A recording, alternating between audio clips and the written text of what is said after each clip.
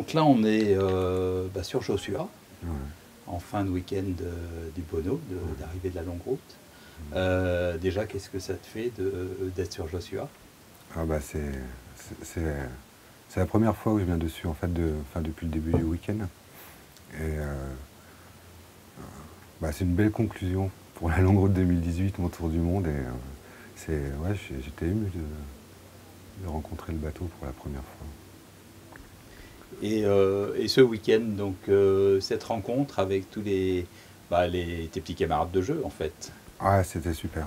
En fait, parce qu'on s'était, en tout cas pour ma part, je ne les avais pas tellement rencontrés avant le voyage. Et avant le voyage, même si on s'est vus, on s'est croisés. Je n'avais pas croisé tout le monde, mais j'en avais croisé certains, notamment au Salon Nautique à Paris. J'étais pas présent à la fête du Bono, l'ouverture au week-end de l'année dernière. Ouais.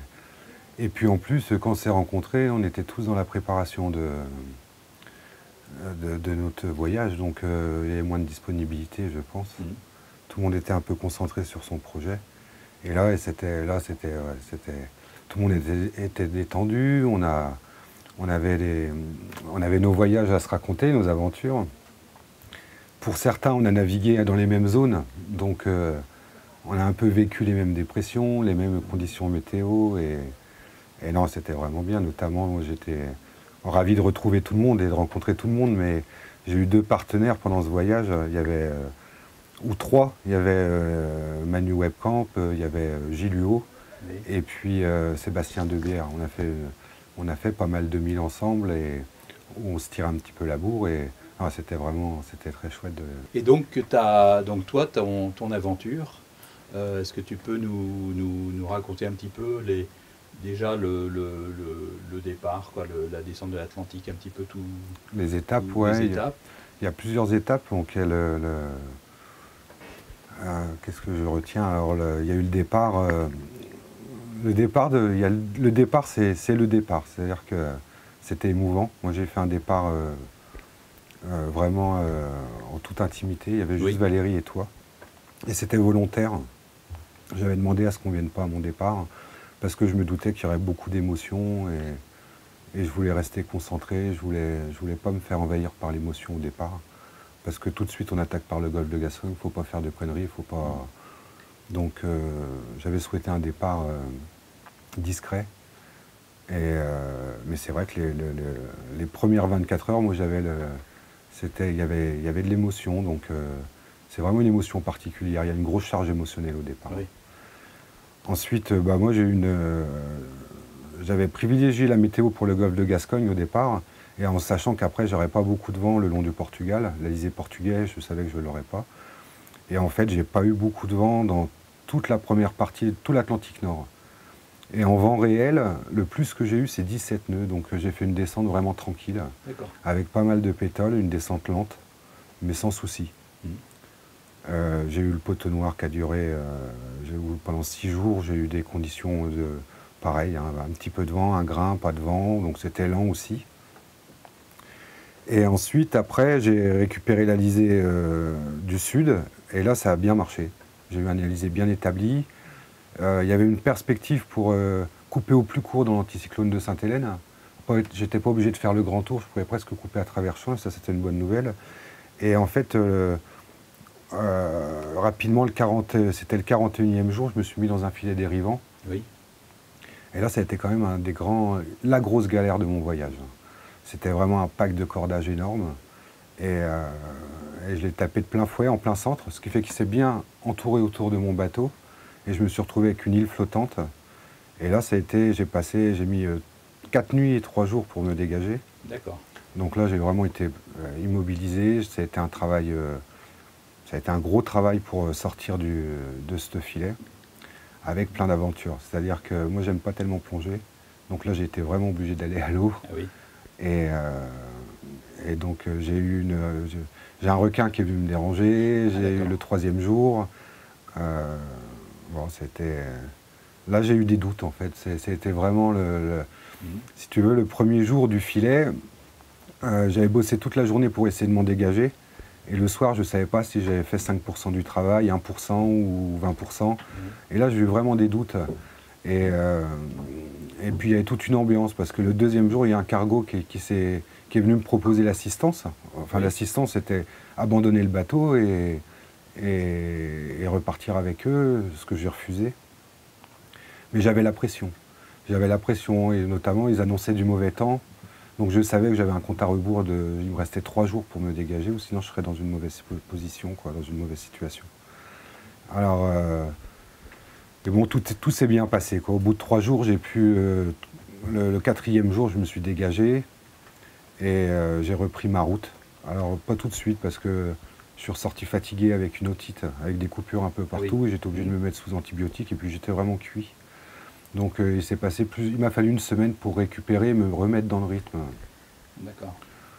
Alors après, on va rentrer, c'est la 3e partie, on va dire, du voyage, c'est les mers du Sud. Oui. Et bon, j'ai eu des bonnes conditions. Bon, j'étais heureux de rentrer dans les mers du Sud, surtout après cette aventure du filet où j'ai cru que j'allais tout passer. J'ai eu peur de rater le projet, en fait. Il n'y a pas de gros coups de vent J'ai eu des dépressions comme tout le monde. De toute façon, j'ai passé 88 jours du Cap de Bonne-Espérance au Cap Horn, et j'ai pris des dépressions comme tout le monde. Mais ça s'est bien passé, mon bateau s'est vraiment très bien comporté dans les mers du Sud. Ça s'est bien passé.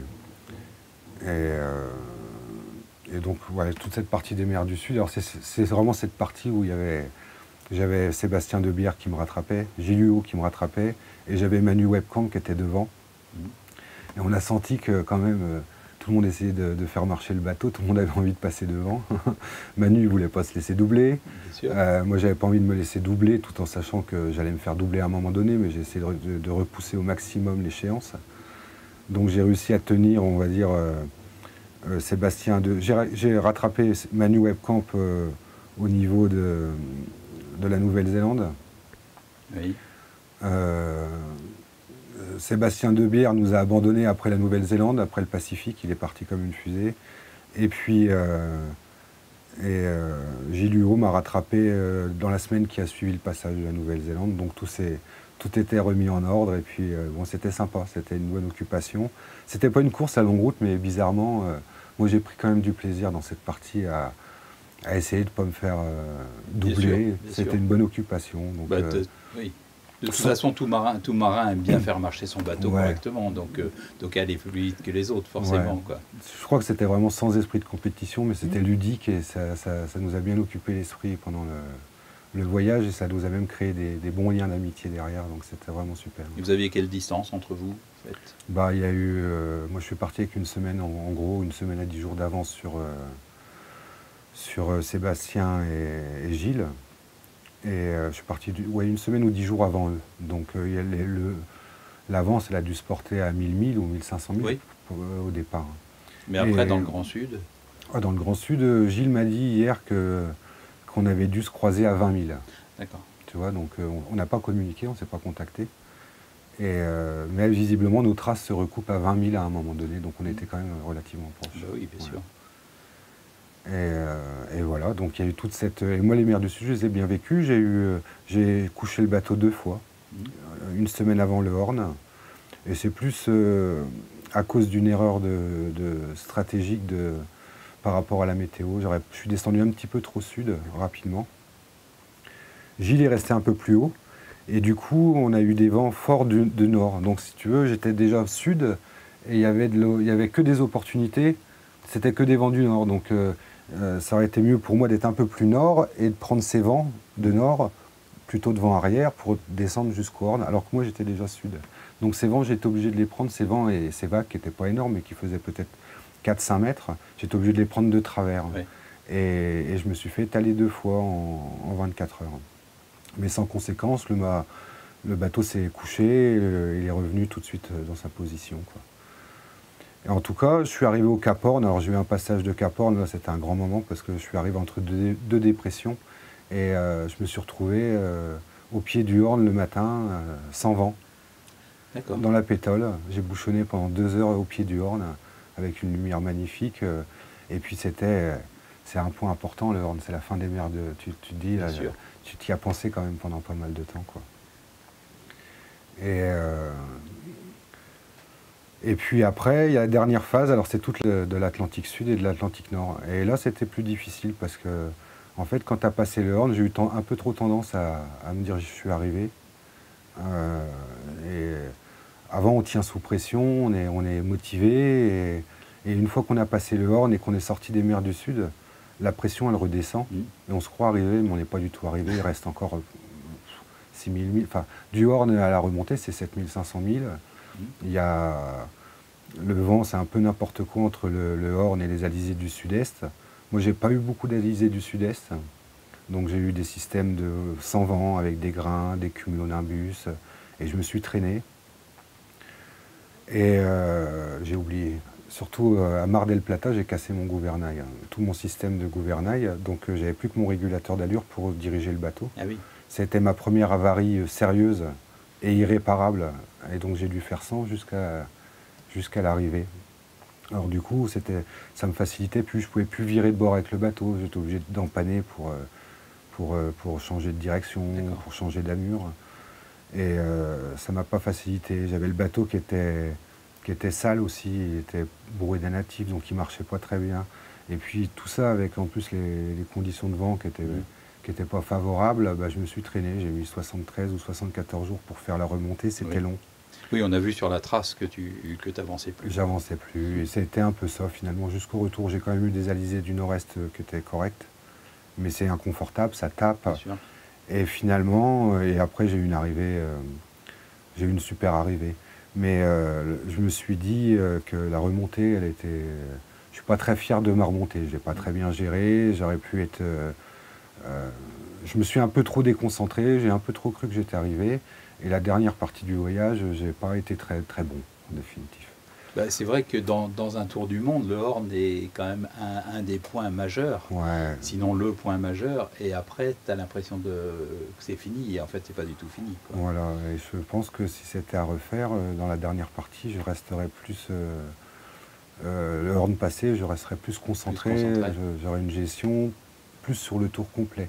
Alors que là, c'est vrai qu'on se fait...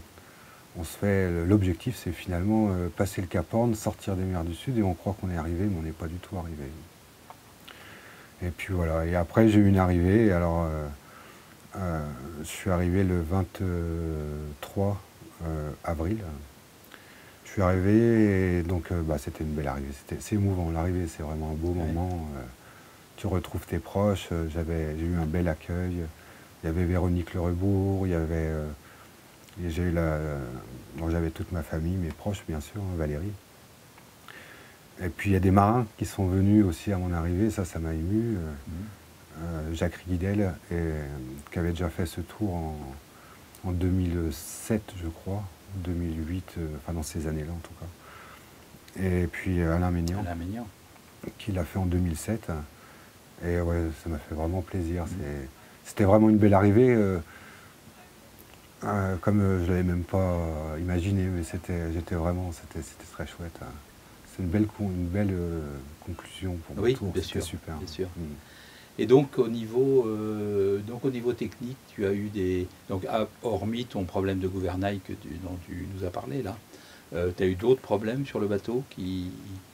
Oui, j'ai eu des bidouilles, bien sûr. J'ai eu des bidouilles sur le régulateur d'allure, mais j'ai toujours trouvé les solutions, j'ai toujours eu ce qu'il fallait à bord pour réparer, pour refabriquer la petite pièce cassée, où j'avais la pièce de rechange.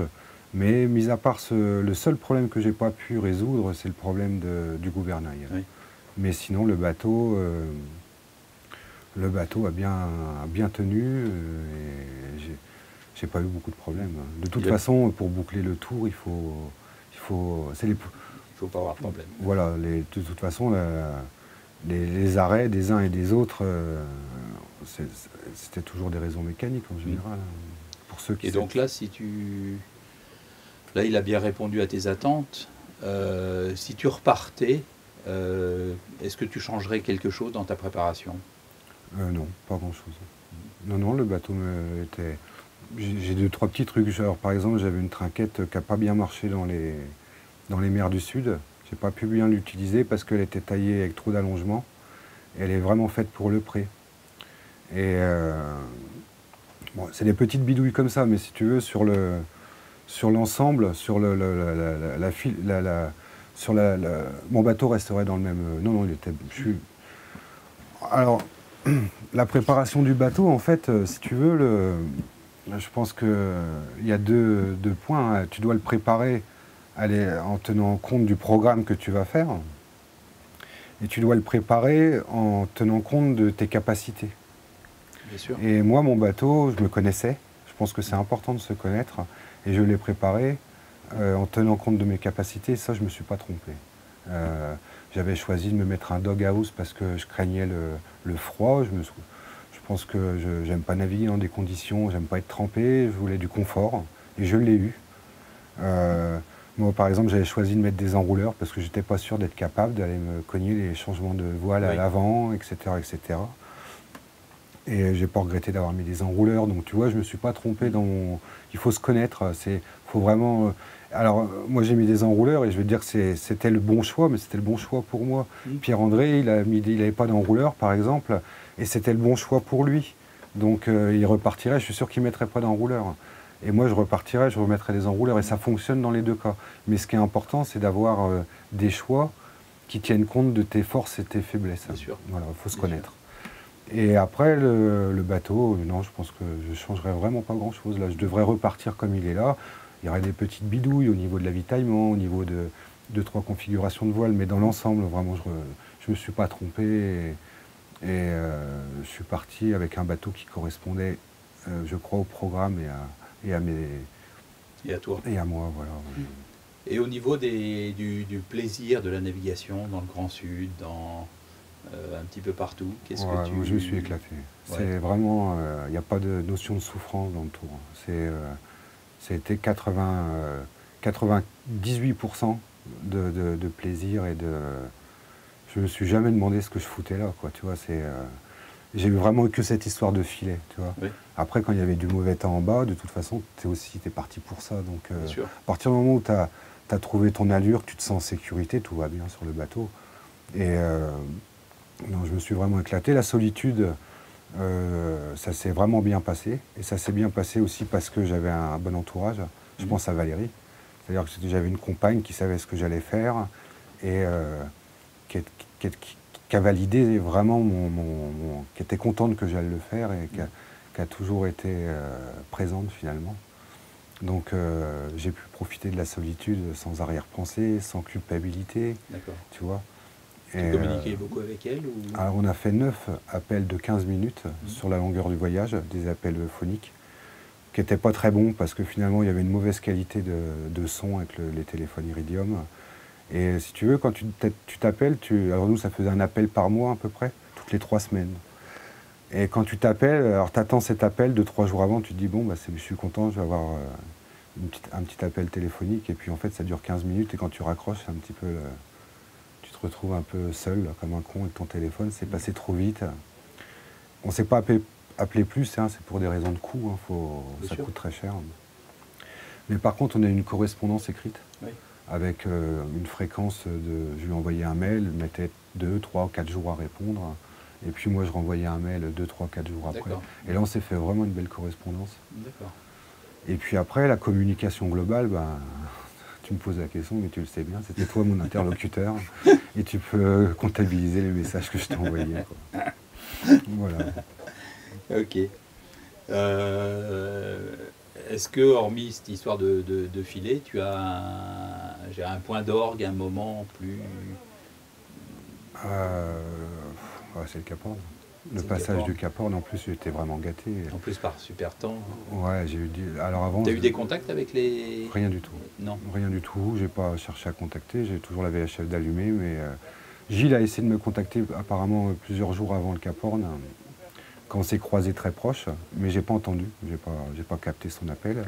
Et au Cap Horn, moi j'ai appelé personne m'a appelé. Donc je suis resté... de toute façon, je suis resté sans voir la Terre du Cap Vert, 132 jours sans voir la Terre, du Cap Vert jusqu'au Horn. Ah, d'accord. Donc j'ai pas eu de contact. Je me suis vraiment isolé, j'ai apprécié parce que on a tous, sur ce tour du monde, on avait tous nos fantasmes. Et moi, la longue route, je la concevais quand même...